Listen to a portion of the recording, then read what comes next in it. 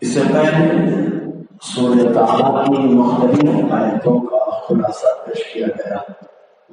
خاص طور سے اس سے پہلے جو آیت کریمہ رہی وہ قیامت کے تعلق سے رہی، چونکہ قیامت کا معاملہ ایسا ہے کہ جب بندہ قیامت کا ذکر سنتا ہے اور حقیقی معنوں میں اس کے دل میں اللہ کا خوف ہوتا ہے تو بندے کا وجود کپکپاہٹ کا شکار ہو جاتا ہے، بندے کے وجود پر لاشا طاری ہو جاتا ہے، پسینہ پسینہ ہو جاتا ہے، گھبرا جاتا ہے.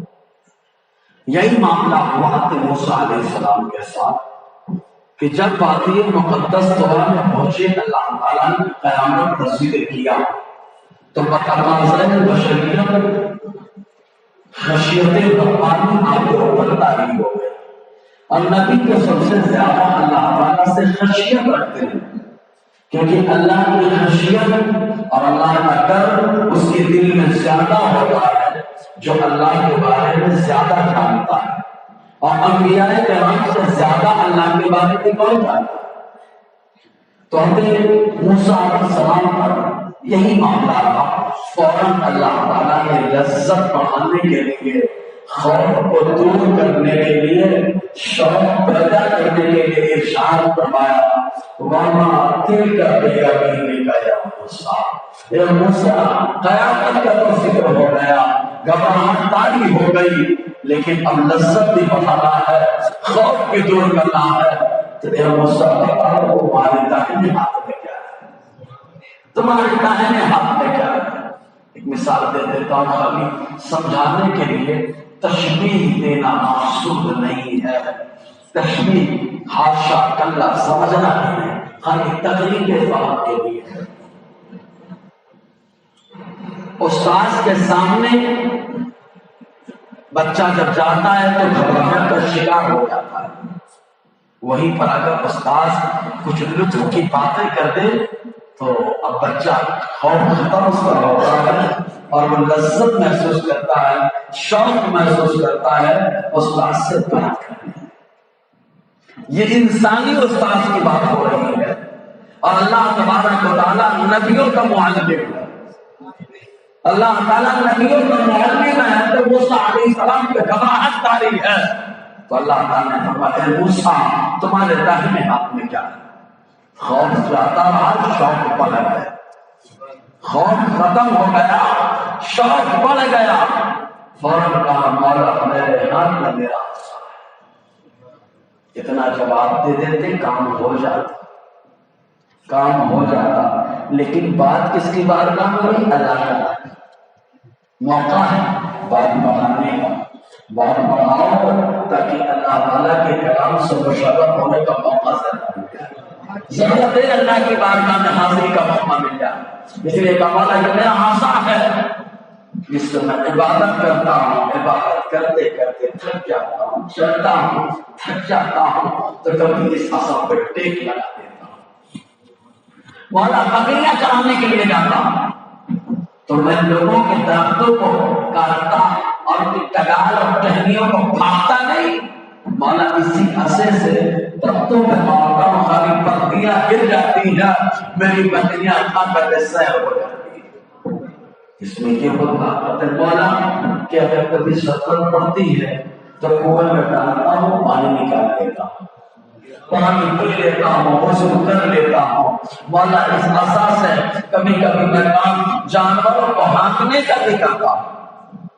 حضرت موسیٰ بیٹھے ہیں، آپ کا عصا آپ کی بکریوں کی حفاظت کر رہا ہے. اگر کوئی جانور درندہ جنگل کا نکل کے آتا بکری پر حملہ ہونے کے لیے حضرت موسیٰ کو جانے کی ضرورت نہیں ہے، یہی عصا کھڑا ہوتا ہے، درندے کو بھگا کر بکریوں کی حفاظت کر رہا ہے. اور بہت سارے کام حضرت موسیٰ علیہ السلام نے گنائے تو میرا مولا فرماتا ہے موسیٰ یہ تمہارا عصا ہے، زمین میں ڈالو، زمین میں ڈال کے حضرت موسیٰ علیہ السلام کا عصا اوپر سے دو منہ والا تھا، سرخ تھا، لال تھا. جیسے آپ زمین میں ڈالے فوراً وہ السلام اصطلاح جب بنتا تو 4 باتیں اس کے اندر آ جاتی. پہلی بات آپ کا اصل سرخ تھا، لال تھا، اب یہ پیلا ہو جاتا ہے، پیلا اصطلاح. دوسری بات، آپ کے عصا کے اوپر 2 شاخیں تھی تو اس اصطلاح کے 2 منہ ہو جاتے ہیں، 2 منہ ہو جاتے ہیں. تیسری چیز کیا؟ دوڑنے لگتا. چوتھی چیز، کبھی سانپ گھاس نہیں کھاتا، کبھی سانپ چٹان کو یا پتھر کو نہیں کھاتا. یہ موسیٰ علیہ السلام کے ڈنڈے کو اللہ نے طاقت دی کہ جب عصا رکھتا تو دوڑتا، جو درخت سامنے آتا اس کو نکل جاتا، جو چٹان سامنے آتی اسے دکھا جاتا. یہ 4 باتیں تھیں. موسیٰ نے دیکھا، گھبراہٹ، یہ کیا معاملہ ہے، یہ کیا معاملہ ہو گیا، عصا اژدہا بن گیا. میں نے کہا موسیٰ پکڑ لو اسے، پکڑ لو، ٹینشن مت لو، پکڑ لو، ٹینشن مت لو. رب کہے تو نبیوں کو تو یہاں اللہ تعالیٰ عام انسان سے کہتے ڈر مت، بے خطر کود پڑا آتش نمرود میں. رب کا حکم ہے، پھر کیا بات ہے. اصطلاح کو ہاتھ لگانے سے انسان ڈرتا ہے، لیکن میرا مولا فرماتا ہے اے موسیٰ پکڑ لو، ڈرو مت، تمہارا ہاتھ لگے گا اصطلاح کو میں تیری سیرت یعنی ڈنڈے کی حالت میں بنا دوں گا. موسیٰ نے جیسے ڈنڈے کا ڈنڈا، ڈنڈے کا ڈنڈا، اسی کا تذکرہ ہے. اللہ تعالیٰ فرماتا ہے وما تلک بیمینک یا موسیٰ. ایک بات بتا دوں، اللہ تعالیٰ جانتا ہے پھر بھی سوال کر رہا ہے، جانتا ہے پھر بھی سوال کر رہا ہے. کچھ پاگل پیدا ہو گئے اور اپنے آپ کو بولتے کہ ہم لوگ عالمیت اور فضیلت کی سمجھ رکھتے ہیں، بخاری پڑھاتے بھی ہیں، پڑھتے بھی ہیں. اب وہ کیا کہتے ہیں کہ حضور درس قرآن بھی دیتے ہوں گے، بہت ساری باتیں کرتے ہیں، تو کیا کہتے ہیں حضور نے پوچھ لیا، مطلب حضور کو معلوم نہیں اور اللہ سکتا. ارے پوچھنا جانکاری کے باوجود دوسروں کو توجہ دلانے کے لیے سوال کر لینا، یہ تو اللہ کی سنت کریمہ ہے. میرے نبی نے پوچھا ہے تو توجہ دلانے کے لیے پوچھا ہے. اس کا یہ مطلب نہیں کہ نبی کو معلوم نہیں. ارے نادان تجھے نہیں معلوم، نبی کو تو وہ معلوم ہے جو مخلوق میں کسی کو نہیں معلوم. میں وہ دیکھتا ہوں جو تم نہیں دیکھتے، میں وہ جانتا ہوں جو تم نہیں جانتے. اب اس میں یمین کا لفظ آیا ہے. یمین کہتے ہیں داہنے ہاتھ کو. ایک بار مجھ سے سوال ہوا کہ مولانا صاحب بہت ساری زبان دنیا میں بولی جاتی ہیں، لکھی بھی جاتی ہیں، ساری زبان لیفٹ سائڈ سے شروع ہوتی ہے. لیفٹ، انگریزی لیفٹ، انگلش لیفٹ، اور Marathi left, Hindi left, Gujarati left, ہر زبان لیفٹ سے. لیکن 3 زبان رائٹ سے شروع ہوتی ہے. وجہ کیا ہے؟ میں نے کہا تم نے کون نہیں بتا دیا کہ کون لیفٹ ہے کون رائٹ ہے. پھر مزید یہ کہ جو 3 زبانیں بولی جاتی ہیں، ساری زبان کا علم اللہ نے آدم علیہ السلام کو عطا فرمایا. ساری زبانیں ہماری ہیں، ساری زبانیں ہماری ہیں. وہ یہ نہ سمجھے کہ انگریزی ہماری نہیں ہے. انگریزی بھی مسلمانوں کی زبان ہے، ہندی بھی مسلمانوں کی زبان ہے، مراٹھی بھی مسلمانوں کی زبان ہے. ساری زبانیں مسلمانوں کی ہیں کیونکہ ساری زبان کا علم اللہ نے آدم کو عطا فرمایا. اور آدم ہمارے باپ ہے، ہمارے باپ کی زبان ہے. بولے ہم لوگ ہمارے پروجوں کی زبان ہے، باپ دادا کی زبان ہے. سمجھ رہے ہیں آپ؟ یہ اور بات ہے کہ اردو، عربی اور فارسی رائٹ طرح سے لکھتے ہیں. کیوں؟ اس کی وجہ حدیث پاک ہے. حضور صلی اللہ علیہ وسلم نے فرمایا ان اللہ یحب التیامن فی کل شیء حتی التنعم بالترجل. میرے نبی نے فرمایا اللہ تعالی ہر چیز میں داہنے کو پسند کرتا ہے، یہاں تک کہ کنگھا کرنے میں بھی اور جوتا پہننے میں. تو زبان میں بھی اللہ نے داہنے کو پسند کر لیا. زبان تو سب ہماری ہے لیکن اللہ نے عربی فارسی اردو کو پسند کیا ہے. سمجھے گے جی یہ بات ہے. تو یمین کا معنی ہوتا ہے داہنا، داہنا ہاتھ. یہ اصل میں معنی کیا ہے معلوم؟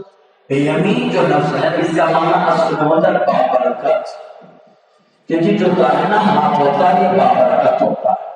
آپ کہیں گے کیسے بابرکت ہے؟ تو ہم کہیں گے ایسے کہ اچھے کام میں داہنا استعمال ہوتا ہے اور غلاظت کی جگہ میں بایاں استعمال ہوتا ہے. سمجھے گی کیا؟ ہاں داہنا استعمال ہوتا ہے اس لیے اس کو یمین کہتے ہیں.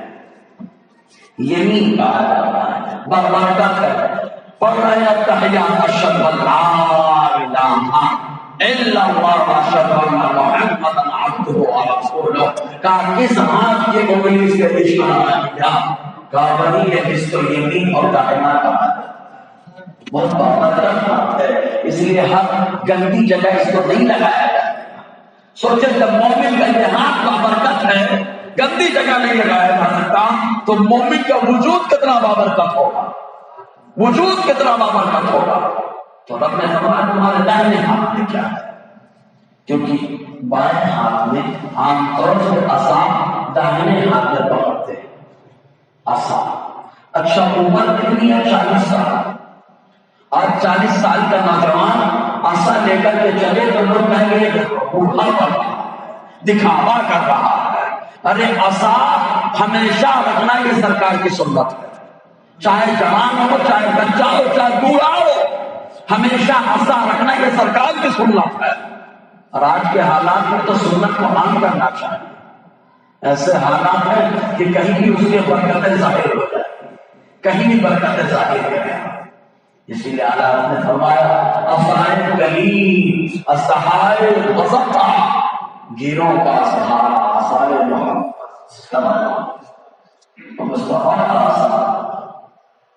مصطفیٰ کا آثار دوسروں کے لیے تلوار ہے اور اپنوں کے لیے نجات کا ذریعہ ہے. آپ کہیں گے کیسے؟ ہم کہیں گے ایسے کہ دیکھو بخاری شریف کی حدیث ہے جو سال کے بعد میں حضور کے پاس سے نکلے ہیں، اندھیری رات ہے، اجالے کی ضرورت ہے. وہ مصطفیٰ نے ایک چھڑی عطا فرمائی، اس چھڑی سے اللہ نے روشنی پیدا فرمائی. تو حضور کا عصا اپنوں کے لیے سفر نجات کا ذریعہ ہے اور غیروں کے لیے تلوار ہے. آپ کہیں گے کیسے؟ ہم کہیں گے آؤ بدر کے میدان. بدر کے میدان میں ایک صحابی ہے جن کا نام ہے عکاشہ ابن محصن رضی اللہ تعالی عنہ. ان کی تلوار ٹوٹ گئی ہے، مقابلہ کرتے کرتے تلوار ٹوٹ گئی. اللہ کی بارگاہ میں آنے کے بعد تزکیہ اے اللہ نبی صلی اللہ علیہ وسلم تلوار ٹوٹ گئی ہے، کرم فرمائے مصطفیٰ اگر حکم دے دے جاؤ ہاتھ سے مقابلہ کرو، تمہارا ہاتھ تلوار کا کام کرے گا. اگر حکم دیتے تو ہاتھ بھی تلوار کا کام کرتا، لیکن میرے مصطفیٰ نے حضور کی ایک شاخ اور ٹہنی کو توڑا اور توڑ کر کے حد عکاشہ کو عطا فرمایا. جب تک ہاتھ میں ہے عصا ہے، شاخ ہے، ہاتھ سے نکلی ہے تو شاخ تلوار ہو چکی. حد عکاشہ پوری زندگی اسی تلوار کا استعمال کرتے رہے، پوری زندگی. تو حضور کا عصا اپنوں کے لیے برکت کا ذریعہ ہے اور غیروں کے لیے جہنم پہنچانے کا بھی ذریعہ ہے. تو یہ آقا علیہ السلام کا عصا نے فرمایا کیا ہے؟ داہنے ہاتھ میں، بائیں ہاتھ میں نہیں کہا. اللہ بائیں ہاتھ میں اور بھی چیزیں تھیں، پھر ادھر دیکھنا پڑتا دل نہیں، وہ ہاتھ میں یہ ہاتھ. اور ہم نے فرمایا دائیں ہاتھ میں کیا ہے؟ دیکھتے ہی کیا. اچھا اگر اللہ ڈائریکٹ حکم دیتا اے موسیٰ اپنے ڈنڈے کو پھینک دو، اگر پھینک دیتے اسلحہ بن جاتا تو دماغ میں بات آتی کہ ہو سکتا ہے عصا نہ رہا ہو، میں نے عصا کے دھوکے میں سانپ کو پکڑ لیا ہو. عصا کے دھوکے میں سانپ کو پکڑا تھا تو رب نے کہا پھینک دو اس کو. رب نے یہ نہیں حکم دیا، میں نے کیا کہا بتاؤ ہے کیا؟ دیکھا میرا عصا ہے، عصا میرا عصا. پہلے دکھوایا اللہ تبارک و تعالیٰ، اس کے بعد اللہ تعالیٰ نے حکم دیا کہ ڈالو. سمجھ رہے نا؟ رب نے فرمایا کیا ہے تمہارے ہاتھ میں موسیٰ؟ تو حضرت موسیٰ کہتے ہیں یہ عصا ہے، یہ میرا عصا ہے، میرا ڈنڈا ہے. بہت سارے کام کیا کرتا ہوں، اتوکل علیہا، میں اس پر ٹیک لگا دیتا ہوں. ابھی مسئلہ بتا دیتا ہوں، نماز پڑھتے پڑھتے تکلیف ہو جاتی ہے تو عصا کا ٹیک لگا لیتا ہوں. اب ہمارے یہاں بیٹھ کر نماز پڑھنے کا یہ رواج ہو گیا. اگر تکلیف ہے تو یاد رکھو جس کو تکلیف ہے انہیں ہمیں بتانے کی ضرورت نہیں ہے، وہ جانے اور اللہ تعالیٰ جانے، کیونکہ وہ نماز اللہ کی پڑھتے ہیں، اللہ تعالیٰ ان کے دل کو جانتا ہے، ان میں کوئی کلام نہیں. کلام کس میں ہے کہ گھنٹوں گھنٹوں باہر آدمی کھڑا رہتا، کھڑے رہ کے باتیں کرتا رہتا، گھومتا رہتا، پھر آیا نماز پڑھنے کے لیے بولا نماز میں کھڑے نہیں رہتا. تو یاد رکھیں جتنی دیر نماز میں آپ کھڑے ہو سکتے ہیں اتنی دیر کھڑے رہنا فرض ہے. جتنی دیر کہا میں تنہا نہیں کھڑا رہ پاؤں گا، ڈنڈے کے سہارے سے کھڑا رہوں گا، تو کہا جائے گا لے لو عصا، یہ تو سنت موسوی ہے. سنت موسوی ہے کہ اگر تھک جاؤ بغیر سہارے کے نہیں کھڑے رہ پاتے، عصا لے لو، عصا کے ٹیک سے کھڑے ہو جاؤ. یہ انبیاء کا طریقہ رہا ہے نا. کہا عصا سے بھی نہیں، عصا کہاں پر سن دے جاؤں. کہا نمازی کے باپ مسئلہ بتا دو کہ میں تمہارے ٹیک لگاؤں گا، برا مت ماننا، تمہاری بھی نماز ہو جائے میری بھی ہو جائے. تو کہا بازو والے میں ٹیک لگا اس کے بنا تو دیوار میں ٹیک لگا کے کھڑے ہو. جتنی طاقت ہے اتنی دیر کھڑے رہنا یہ فرض ہے. نہیں کھڑے ہوں گے تو نماز خالی اٹھک بیٹھک ہوتی رہے گی، نماز فرض ادا نہیں. یہ اس کے لیے ہے جو معذور نہیں ہے، جو معذور ہے مجبور ہے وہ تو حکم جانے اللہ ہے. تو رب فرماتا ہے کہتے موسیٰ نے کہا اتوکل علیہا، میں اس پر ٹیک لگا لیتا ہوں، ٹیک لگاتا ہوں. وَأَهُشُّ بِهَا عَلَىٰ غَنَمِي، أَهُشُّ میں پتیاں توڑتا ہوں بِهَا اس کے ذریعے سے عَلَىٰ غَنَمِي بکریوں پر. کہ موسیٰ آپ کو ڈنڈا لگانے کی کیا ضرورت ہے؟ آپ تو کہہ دو پتے گر جاؤ، پتے گر جاؤ، سارے پتے گر جاتے. آپ کو ڈنڈا مارنے کی کیا ضرورت ہے؟ تو موسیٰ کہیں کہ میں اللہ کی قدرت کا اظہار کر سکتا تھا، میرے رب نے وہ طاقت دی ہے کہ زیادہ پتے گر جاتے. لیکن لوگوں کو سمجھانا ہے ذریعہ بھی کوئی چیز ہے نا، ذریعہ بھی کوئی چیز ہے. نبی ہوں لیکن ذریعہ لگا رہا ہوں تاکہ امتی کو ذریعہ لگانے کا ذریعہ مل جائے. اساس ہوگی ایک چیز اور رمضان میں ہمارے یہاں بہت سارے نیم کے جھاڑ ہوتے ہیں، روزہ ہم رکھتے ہیں، اپنا احسان کرتے ہیں جھاڑ. اثر پر ہے پہنچ گئے چین طرح ہے. کیا آپ نے درخت کے مالک سے پوچھا ہے؟ پوچھ کر کے مسواک توڑی ہے؟ ایک سنت کو ادا کرنے کے لیے چوری کریں گے؟ قابل غور بات ہے. ڈانٹ توڑنا بغیر اجازت کیسے روا ہوگا؟ جبکہ اسلام میں آج شجرکاری کرنا چاہیے. وہ درخت جو لوگوں کو نقصان پہنچائے اس کا حکم الگ ہے، لیکن فائدے والا درخت میرے نبی نے فرمایا کچھ چیزیں ہیں جو لوگوں کے لیے صدقہ جاریہ ہیں، ان میں سے ایک درخت لگانا بھی ہے. آپ لگا دو درخت، آپ قبر میں چلے گئے، کوئی آنکھ اس کے نیچے بیٹھا، جتنی دیر وہ درخت کا سایہ رہتا رہے گا اللہ قبر میں آپ کو آرام سے عطا فرماتا رہے گا. درخت کا لگانا چاہیے. ہر آدمی اپنے گھر کے پاس اگر جگہ ہو تو درخت ضرور لگائے. اسلام میں شجرکاری کا حکم ہے. ابھی ہم تو دنیا میں لگاتے ہیں، جنت میں بھی لگاتے ہیں. ہم تو جہاں بھی لگائیں وہاں بھی لگائیں، ہم تو جہاں موقع ملے وہاں لگائیں. سمجھے کہ نہیں؟ ہونا تو چاہیے ہمارا علاقہ مسلمانوں کا علاقہ ہے، ہر طرف خالی درخت ہی درخت نظر آئے، اس لیے کہ مرنے کے بعد معلوم نہیں ہمارے بچے قرآن خوانی کریں گے کہ نہیں کریں گے، دعا کریں گے کہ نہیں کریں گے، کم سے کم درخت ہے سایہ دے گا، اللہ تعالیٰ قبر میں راحت عطا فرمائے۔ اسی لیے سے جھاڑ لگا دیتے، اسی لیے سے درخت لگا دیتے، نیم کا لگاؤ، مسواک بھی بناؤ، بہت سارے فوائد۔ جی پتی توڑتا ہوں بکریوں کے لیے، اچھا بکریاں چلانا بھی انبیاء کی سنت ہے۔ ایک حدیث پاک میں حضور نے فرمایا جس کے گھر میں بکری ہے وہ کبھی محتاج نہیں ہوگا، زور سے یاد، جس کے گھر میں بکری ہے وہ محتاج نہیں ہوگا۔ اور ایک روایت میں آقا نے فرمایا جس کے گھر میں کھجور ہے وہ کبھی بھوکا نہیں رہے گا۔ مسلمانوں کو جو آج ہم لوگوں کا حال ایسا ہے کہ ایک نے جو کاروبار شروع کر دیا سب اسی کے پیچھے بھاگ ارے آؤ نا بکریوں کا کاروبار بھی کرو، سبزی بھاجی کا کاروبار کرو، کھیتوں میں لگاؤ۔ اب تو یہ عام ماحول بن گیا ہے، پلان تو لانچ بنا دو، ٹھیک ہے بنائیے، جہاں ضرورت ہے وہاں بنائیے، اور بھی کئی قسم کے کاروبار کریے تاکہ خالی لوگ پہ ہی ڈیپینڈ نہ رہے۔ اگر لوگ پہ ڈیپینڈ ہے اور کسی نے شرارت کر دی تو پریشانی تھوڑی سی آ سکتی ہے، ورنہ رستان تو ہمارا اللہ ہی ہے۔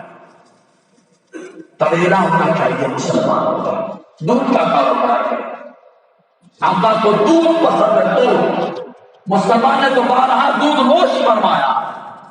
یہ ہجرت کا موقع ہے، آقا علیہ السلام تشریف لے جا رہے ہیں، ایک خاتون راستے میں ملی ہے، اس کا نام ام معبد ہے۔ ام معبد ایک بکری بندھی ہوئی ہے، ایک دم نہیں چھوڑنا ہوا نہ کرو کمزور، اس کے تھن جہاں دودھ ہوتا ہے وہ بھی خشک ہے۔ حضور کو حاجت ہے، حضور نے فرمایا ام معبد سے کیا میں تمہاری بکری کا دودھ نکال سکتا ہوں؟ پوچھا ہے کہا دودھ کیسے نکلے گا، وہ تو بہت سوکھی سوکھی ہے، وہ خود ایک دم کمزور ہے، اس کا تھن بھی نہیں ہے۔ مصطفیٰ نے کہا اجازت ہے؟ کہا ہاں اجازت ہے۔ مصطفیٰ نے اپنا ہاتھ لگایا، اللہ نے تھنوں میں دودھ کو پیدا کروا، آقا علیہ السلام نے دودھ نکالا، اور دودھ نکال کر کے پہلے کہا اے ابو بکر تم پیو، ابو بکر نے پیا، عامر ابن فہیرہ نے پیا، عبداللہ ابن ابی نے پیا، پھر مصطفیٰ نے دودھ نکالا، خود نوش فرمایا، پھر دودھ نکالا، ام معبد کو عطا فرمایا۔ دوستوں کو دودھ پسند ہے، دودھ پسند ہے۔ حضور کو جو حضور کے دور میں جو شربت کا سسٹم تھا تو پانی میں دودھ ملا کر کے پیا جاتا تھا، تو دودھ حضور کو پسند ہے، اس کا کاروبار کیا جا سکتا ہے، طویلہ ڈالا جا سکتا ہے، بہت سارے کام کیے جا سکتے ہیں، مطلب ایک کاروبار پر ڈپینڈ نہ رہے، الگ الگ کاروبار۔ اللہ کو ترقی عطا فرمائے گا۔ اعلیٰ حضرت امام احمد الرحمن علیہ رحمۃ الاسلام نے اسی لیے سکھایا مسلمان سے کاروبار کرے۔ ہمارے طویلہ ہوگا، ہمارا طویلہ ہوگا، ہمارے جانور ہوں گے تو ہم دودھ نکالیں گے اپنے مومن بھائیوں کو دیتے ہیں، سمجھے نا؟ قربانی کا ٹائم آئے گا ہم دوسرے کے محتاج نہیں رہیں گے، ہمارے جانور انہیں کو فروخت کرتے ہیں، سمجھے نا؟ اس بھی انتظار کیا جا سکتا ہے۔ بہرحال حضور کو دودھ پسند ہے، لیکن حضور کے مدرسے میں طلبا کو جو کھانا دیا جا رہا ہے دودھ کے موقع پر وہ بھی دودھ پینے کے لیے دیا جا رہا ہے۔ بخاری شریف کی حدیث ہے، حضرت ابو ہریرہ رضی اللہ تعالیٰ کہتے ہیں مجھے بھوک لگی تھی بڑی زور سے، یہ حضور کے مدرسے کے طالب علم اور حضور کا مدرسہ کوئی بڑی عمارت کی شکل میں نہیں تھا، مصطفیٰ نے چبوترے کے دارالعلوم اور جامعہ چلایا تھا، اور دارالعلوم سے اور جامعہ سے جو نکلے ہیں اللہ تعالیٰ نے ان کو ہدایت کا ستارہ بنا دیا۔ ابو ہریرہ جیسے ایک ہے کہتے بھوک لگی ہے، راستے میں بیٹھ گیا، ابو بکر میں نے سلام کیا، مسئلہ پوچھا، سلام کا جواب دیا، مسئلہ بتایا، چلے گئے۔ انہوں نے کہا کہ میں سمندر لے کے جانے کے مجھے ہلا دیں گے، لیکن جائے گے کچھ کھلا دیں گے. ہم لوگوں کی طرح نہیں کہ پیشہ بنا لیا جائے لا اللہ کے نام پہ. پیشہ بنانا حرام ہے. ایک تو مسلمانوں کو بدنام کرنا، اوپر سے اسلام کو بدنام کرنا. اسلام میں بھیک مانگنے کا پیشہ یہ حرام ہے. حضور صلی اللہ علیہ وسلم نے فرمایا کہ جو بندہ مال اس لیے مانگتا ہے کہ جمع کرے تو وہ اپنے پیٹ میں آگ بھرتا ہے. ایک دوسری بات میں آقا علیہ السلام نے فرمایا کہ جو بندہ اس لیے بھیک مانگتا ہے کہ مال اکٹھا کرے تو روزے میں شب آئے گا اس کے چہرے میں گوشت نہیں ہوگا. ایک صحابی ہے، انہوں نے ارادہ کیا تھا کہ کون جائے کمانے کو، اور ٹہلو ہو جائے گا انتظام. آپ تو تباہ دارو کے نام پر بھی دارو پانسی میں تباہی کو کہتے ہیں. دوا کے نام پہ بھی لوگ جو ہے نا فائل لے کر کے گھوم رہے ہیں. ان کی وجہ سے جو ضرورت مند ہے ان کو نہیں مل پاتا، ان کی شاعت کی وجہ سے. اور ہم لوگ بھی جو ہے نا چار آدمی کو دکھانے کے لیے فٹاک سے دے دیتے ہیں تحقیق کے لیے تاکہ مستحق کو ملے، نالائقوں کا ٹھکانہ معاملہ لگ جائے. نالائق کنارے لگے، مستحق لوگ میدان میں تھے. یہ پیشہ بنا دیا گیا ہمارے درمیان. اس کی وجہ سے جو سبق میں رہتے ہیں تو اس صحابی نے ارادہ کیا کہ آپ مانگا جائے. حضور کو خبر لگی، آپ علیہ السلام کو بلوایا. بلوانے کے بعد فرمایا مجھے خبر لگی ہے تم نے ایسا ارادہ کیا. کہا رسول اللہ. حضور نے فرمایا کیا تمہارے گھر میں کچھ ہے نہیں کیا؟ انہوں نے کہا حضور کچھ نہیں ہے. گھر ان کا ہے، نظر مصطفیٰ کی ہے. گھر کا نظر مصطفیٰ کی. کہتے کچھ نہیں ہے. میرے نبی نے فرمایا نہیں کچھ تو ہوگا. کہا کچھ نہیں ہے سرکار. آقا نے فرمایا کچھ تو ہوگا. اور دیکھو تو صحیح. اپنے گھر گئے، تلاش کیا تو پیالہ ملا. سبحان اللہ، پیالہ ملا. لے کر کے حضور کے پاس آئے. آقا نے اعلان کر دیا کون خریدے گا اس کو. ایک صحابی کھڑے ہوئے، 8 درہم دے کر کے خرید لیا. حضور نے 4 درہم کو دیا. کلہاڑی لے کر کے کلہاڑی لے کر کے آئے. حضور نے اپنے ہاتھ سے اس میں لکڑا دستہ لگا دیا. فرمائیے لو. اور 4 درہم سے فرمایا کہ جو راشن لے کر کے آؤ. راشن لائے، گھر میں رکھا. آقا نے فرمایا 1 ہفتہ جنگل سے لکڑی کاٹو، بازار میں لا کے بیچو. 1 ہفتہ لکڑی کاٹتے بیچتے، لکڑی کاٹتے بیچتے، لکڑی کاٹتے بیچتے چل رہا ہے. 1 ہفتے کے بعد آئے مسکراتے ہوئے. سبحان اللہ، مسکراتے ہوئے تشریف لائے. آقا علیہ السلام نے دیکھا مسکرا دیے. اور مصطفیٰ کا مسکرانا غموں کو بھگانا ہوتا ہے. اس تبسم کی عادت پہ لاکھوں سلام. آقا علیہ السلام نے دیکھا، بلایا، کہا کیا حال ہے؟ دکھایا دامن پہ، کہا یہ بہت سارے درہم دینار ہے. آقا علیہ السلام نے فرمایا اب تمہارا مقام دینے والا لینے والا ہے. پھر اس نے فرمایا کہ العلیا خیر من الید السفلی. اوپر والا ہاتھ نیچے والے ہاتھ سے دیتا ہے. لیکن آج پریشان پیشے پر فقیر کو دینا حرام ہے. یہ مسئلہ ہے. مفتی مولانا تو دیتے ہی نہیں ہے. مولانا جہاں دینا چاہیے وہاں دیتے ہیں، ہر جگہ نہیں. سمجھ رہے نا؟ تو تحقیق کرے پہلے آپ، اس کے بعد تو ہاتھ میں سلام کیا، مسئلہ پوچھا. ابو بکر مسئلہ بتا کے جواب دے کے چلے گئے. میں سمجھ رہا تھا کہ لے جائیں گے کھلائیں گے کچھ، لیکن چلے گئے. ابو بکر کو معلوم ہے نا، ارے میں کیا کھلاؤں، وہ نبی کھلانے والا ہے جس کے دخنے میں سارے غلام پڑتے ہیں. اس لیے ابو بکر آگے چلے گئے. عمر آئے، سلام کیا، مسئلہ پوچھا. عمر نے بھی جواب دیا اور مسئلہ بتایا، چلے گئے. ابو ہریرہ کی تو تیز سے لگ گئی، کوئی آ ہی نہیں رہا. اتنے میں وہ نبی آیا جس کے چلوے سے بھوکوں کو اللہ شکم سیر فرما دیتا، جس کا چلوا دیکھ لے انسان کو اللہ جنت پر داخل ہوا ایمانی کیفیت کے ساتھ. رسول آئے، کہا بولا کو چلو. لے کر کے گئے. کہاں گھر میں ایک پیالہ دودھ لے آؤ، دودھ لے آؤ. ابو ہریرہ پیالے کا دودھ لے کے آیا. اصحاب صفہ یعنی میرے طلبا کو بلا لیا، میرے مدرسے کے بچوں کو بلا کے لاؤ، میرے مدرسے کے طالب علموں کو بلا کر کے لاؤ۔ مولانا سوچ رہے تھے کہ اللہ ہمارا کام ہو جاتا، رسول کے پیالے میں کتنا آ سکتا ہے، یہ رسول کے پیالے کو کون جان سکے جب آتا ہے رسول کے پیالے کو دنیا نہیں سمجھ سکی۔ صحیح نماز کا پیالہ پرانا ساگر آ گیا، اب وہ بڑا جانا کیا ہمارے کیا ہوگا، رسول کو دودھ پسند تھا، جنت میں بھی دودھ کی نہر ہے، تو معلوم نہیں ہوگا کہ مسلمان سب کر سکتے ہیں کاروبار، ان کی طرف دھیان دے۔ تو انہوں نے کہا کہ موسیٰ علیہ السلام بکریاں چرا، نبیوں کی سنت ہے، موسیٰ علیہ السلام نے بکریاں چرائی، حضور نے کاروبار بھی کیا، حضور صلی اللہ علیہ وسلم کے ازواج مطہرات اور گھرانوں کا خرچہ تجارت سے چلتا تھا، بعض فدق سے خرچہ چلتا تھا، مال غنیمت سے بھی خرچہ چلتا تھا۔ حضور نے فرمایا افضل لقمہ وہ ہے جو مال غنیمت سے مل رہا ہو، راہ ختم محنت سے مل رہا، اس کے بعد آدمی جو اپنی ہاتھ کی کمائی سے کھاتا ہے۔ تو موسیٰ نے کہا اور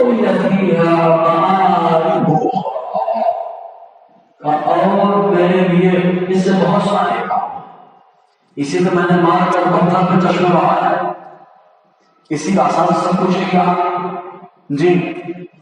تو رب نے فرمایا القیہ، موسیٰ ڈالو اس کو، یا موسیٰ ڈالو، حضرت موسیٰ نے کہا فَأَلْقَاهَا، حضرت موسیٰ نے عصا ڈال دیا، فَإِذَا هِيَ حَيَّةٌ تَسْعَىٰ، جیسے ہی زمین پر پہنچا دوڑتا ہوا سانپ بن گیا، سانپ بن گیا، سانپ۔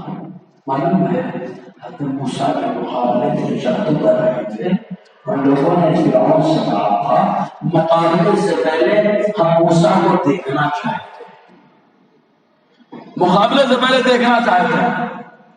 تو انہوں نے کہا دیکھ لو، رات میں حضرت موسیٰ علیہ السلام آرام فرمائیں، وہی عصا سانپ بنا ہوا چاروں طرف گھوم رہا ہے اور ان کی حفاظت کر رہا ہے، گھوم رہا ہے، حفاظت کر رہا ہے۔ جادوگروں نے دیکھا، کہا یہ جادوگر نہیں ہے، کیونکہ جادوگر جب سو جاتا ہے تو اس کا جادو کام نہیں کرتا، لیکن موسیٰ سو رہے ہیں، ان کا اسرار ان کی حفاظت کر رہا ہے۔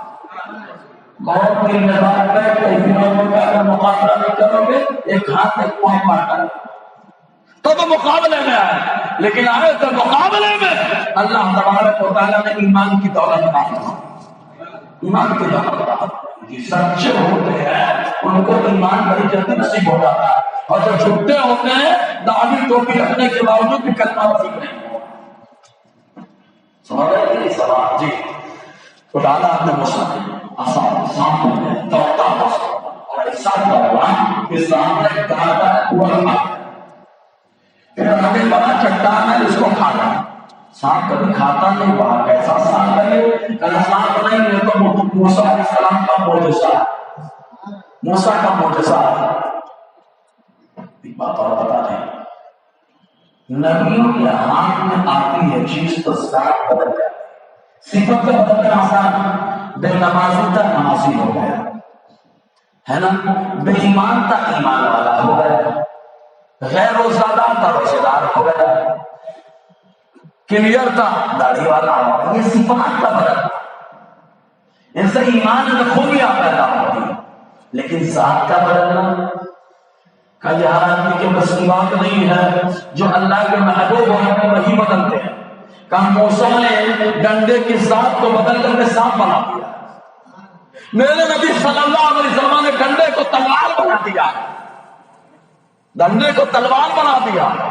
ہاتھ سامنے دعا کرے تو پتھر کو انگلی بنا دیا، اور ذات کا بدلنا فرشتوں کا بھی کام ہے۔ کیسے؟ فرشتے نور سے بنے ہیں، انسان مٹی سے بنے ہیں، آتے ہیں تو دہیا کلمی کی شکل میں آ رہے ہیں، مسافر کی شکل میں آ رہے ہیں، اپنی ذات کو بدل کر کے آ رہے ہیں۔ سمجھ رہے ہیں آپ کو ذات کا بدلنا ممکن ہے جی۔ ڈالا بظاہر گھبراہٹ تاری ہو گئی، خوف کا عالم ہے، رب نے فرمایا خذھا یہ موسیٰ پکڑو اس کو، موسیٰ پکڑو اس کو، ہاتھ لگاؤ اس کو.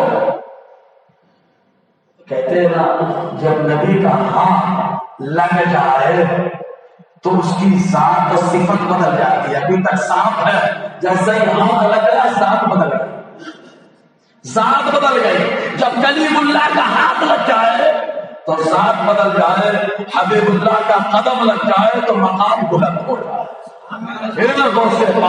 کیا مقام ہے؟ کہاں سب کے شیخ ہیں، انسان کے بھی پیر ہیں، جنات کے بھی پیر ہیں، اور جنوں کے بھی پیر ہیں، فرشتوں کے بھی پیر ہیں. اللہ نے سب کا پیر مجھے بنا. یہ کیسے ملا؟ کہ مصطفیٰ کے قدموں کی برکت سے ملا. سمجھے؟ مصطفیٰ کے قدموں کی برکت ہے. جی اللہ نے فرمایا پڑھو موسیٰ نے جیسے ہی پڑھا اللہ نے فرمایا سَأُعِيدُهَا سِيرَتَهَا الْأُولَىٰ الْقَرِيبَ. ہم اس کو اس کی اصلی سیرت کی طرف لوٹا دیں گے، پہلی سیرت کی طرف لوٹا دیں گے. کہو تو صحیح ہو. تو موسیٰ نے پکڑا ڈنڈے کا ڈنڈا. ارے بابا جھاڑ کھایا تھا موٹا ہو جانا چاہیے، پتھر کھایا تھا موٹا ہو جانا چاہیے تھا، اور کھایا ہے تو انکمنگ ہے تو آؤٹ گوئنگ نہیں تو ہونی چاہیے. تو کہنا پاگل یہ انکمنگ آؤٹ گوئنگ کہیں اور ہے. جو معجزہ ہوتا ہے وہ سمجھ نہیں آتا. کھا تو رہا ہے لیکن انکمنگ آؤٹ گوئنگ نہیں ہے. کا مثال کا جنتی جنت میں ہے، نعمتوں سے کھا رہا ہے، انکمنگ تو ہے آؤٹ گوئنگ نہیں. سمجھا نا؟ کچھ پیدا ہو گیا باہر لوگ تو وہ نبی محمد زندہ ہے نا، اور کہتے ہیں الحمدللہ زندہ ہے. کہا روزی ملتی ہے، کہتے ہیں الحمدللہ ملتی ہے. کہا جب انکمنگ ہے تو آؤٹ گوئنگ. ہم نے کہا وہ جنت کی کیاری ہے، اور جنت کی کیاری میں انکمنگ تو ہے آؤٹ گوئنگ نہیں ہے. وہاں ٹکا رہا ہے سارا کھانا ہضم ہو رہا ہے. سمجھے کے لیے مثال حضرت موسیٰ کا عصا موجود ہے جو جنت سے آیا تھا. اب یہ عصا کہاں ہے؟ اس سلسلے میں الگ الگ روایتیں ہیں.